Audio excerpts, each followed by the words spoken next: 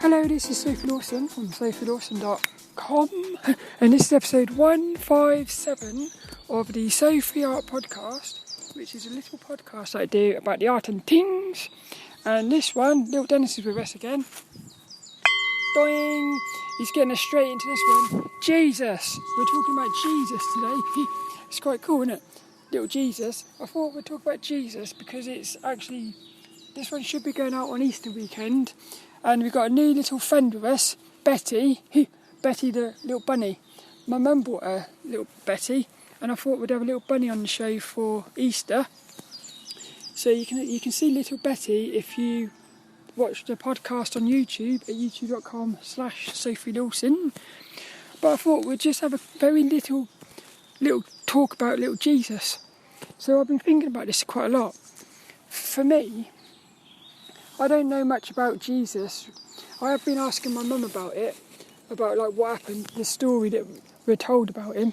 But for me, I do believe he existed, and I think, for me personally, I think he was just a regular bloke. I think he was just a bloke who had meditated his nuts off. Yeah, I think he had meditated so deeply, he connected with Source. He either did that or he was psychedelic. He was doing his psychedelics. I think he probably was doing both. I would also imagine he was lucid dreaming as well. But I think what's happened is he had basically gone into the source reality, and he had seen the truth. So what happened was he'd come back, and he was spreading the message of the truth, which he found in the psychedelics and in his meditations. But what happened was the world silenced him. So for me it felt a lot like what's going on at the minute with all of this fake, well, the thing is with all of the virus and stuff, anyone who's talking about it and it doesn't go in with the narrative, like the story that they want to push, you get silenced. For instance, people on YouTube get deleted and stuff like that. So for me it felt like, well, if Jesus was alive now, I feel like he would be one of the ones standing up, not wearing a face mask and stuff. So in a weird way, I feel like where modern day Jesus is. It's quite cool. Yeah, but I do believe he was very real. And I think what happened was that when they killed him, I feel like what it's like is there was a lot of people who were waking up. He was waking people up basically to the truth, and I think it was the Romans, wasn't it? I think it was the Romans. So the Romans wanted to keep control. So that in order to silence the people, to stop them waking up, because if everyone had woken up, they would have lost their power. They basically killed Jesus. And then that put all the fear in everyone else. So then everyone thought, well, we better be quiet now, otherwise we'll get killed. So I feel like that's what's sort of happening now. It's like, it's all fear. It's always fear. Because the thing is, control has to be based off of fear. That's what I've noticed. But the truth is love. How funny is that? So what that means to me is, this reality here is basically mainly lies. It's not truth. Because if this reality was truth, it would be love. So there's obviously some sort of corruption going on. But what it makes me think is, this whole thing has been going on, for me it's like a never-ending cycle. So Jesus, before Jesus there would have been somebody else. And then like there will be somebody else again. It's a never-ending cycle of people, just as they're about to wake up, being silenced. That's what I think. But I just thought it was quite interesting. And it goes into something else I thought about as well, which I did a podcast about this, where I said, is God the devil? So I do believe we have a creator who is a being of, I would say, love. This goes into something else I thought about. Zero. So how do you know that the creator is not negative?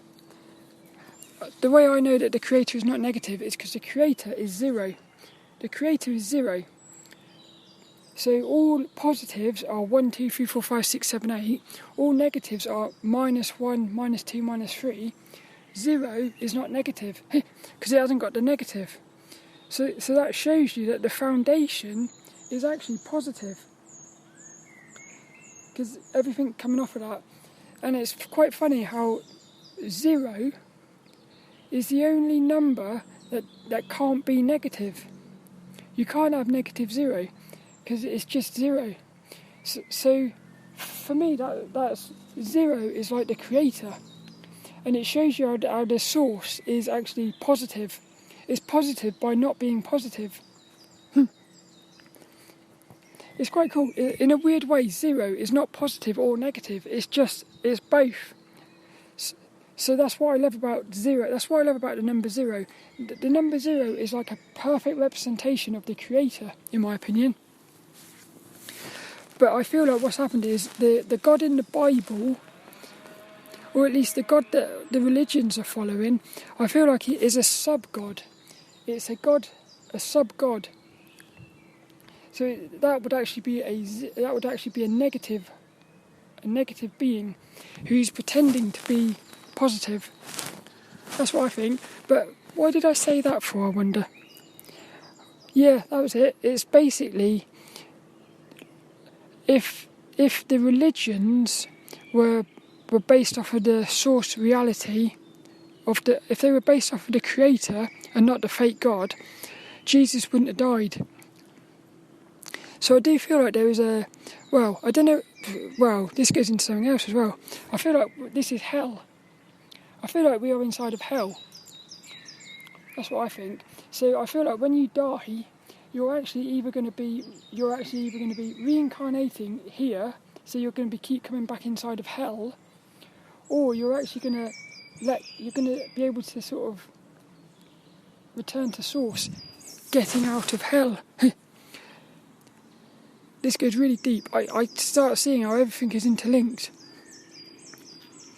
Giving away your free will is actually keeping you in hell in a weird way. Yeah. So the powerful thing about all of this is you're actually in complete control. That's the thing with Jesus. I can imagine Jesus on that cross when he was being killed. I bet he was smiling because he knew the truth. So the truth is you can't die unless you believe you can die. Yeah, if you believe you can die, then you would die. But if you know the truth, you know you can't die. So they can do what they want. And Jesus knew that, well, you can do what you want. I'm actually here to help you guys. So if you want to kill me, that's up to you. That's what I think happened. He was a genius. He was powerful. But I wonder why Jesus is the only one who gets all the sort of recognition. Because I feel like there must have been loads more people who just like Jesus. So I wonder to myself, what is it about Jesus? What did he have that allowed him to be sort of able to transcend time in a way? Quite interesting, isn't it? That's it though. Boing! Little talk about Jesus. I hope you enjoyed that. All that's left is this week's little inspirational quote, and it goes into the book by the Dalai Lama again, called the Book of Wisdom. So like I said last week, I'm just going to interrupt a little bit here, but this little quote is coming from the Dalai Lama, from his book, The Book of Wisdom. But I just wanted to say, it has turned out that, well, I feel like maybe he's been possessed. The Dalai Lama has been possessed or something by, well, you could say the devil, or the dark side.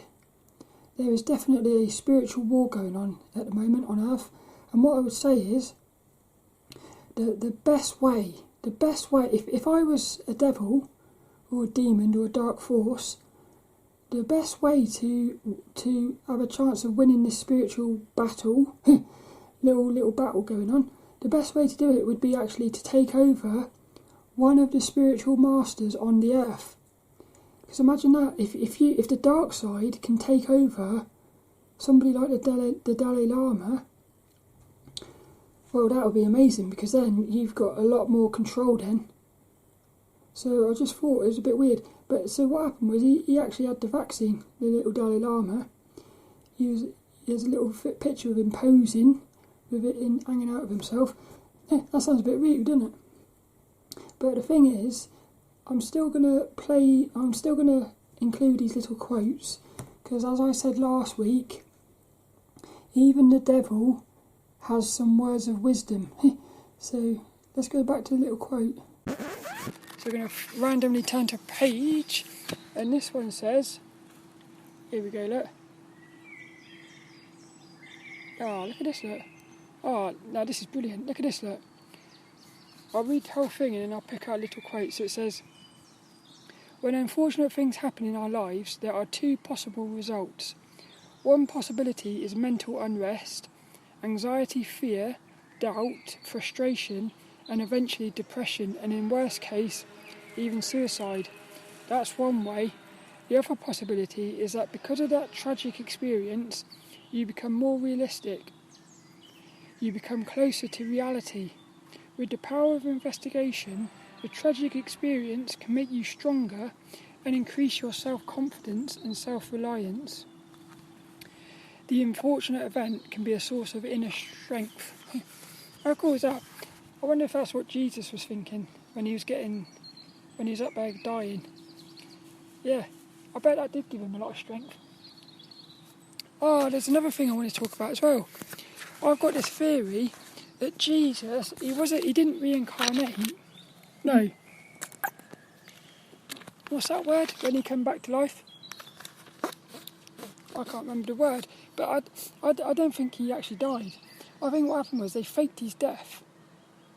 So everyone thought he had died. Resurrection. When the resurrection happened, I think what happened was somebody had actually spotted him when he was sort of sneaking about trying to... I feel like what happened was basically they faked his death. They took his body away and hid him, and then they tried to sort of get him out of the country. That's what I think happened. So the resurrection was actually it was like a magic trick. That's what I think. That's probably why he was also at peace, because he had it all planned out, I reckon. But this week's little inspirational quote: with the power of investigation, the tragic experience can make you stronger and increase your self-confidence and self-reliance. The unfortunate event can be a source of inner strength. The Dalai Lama.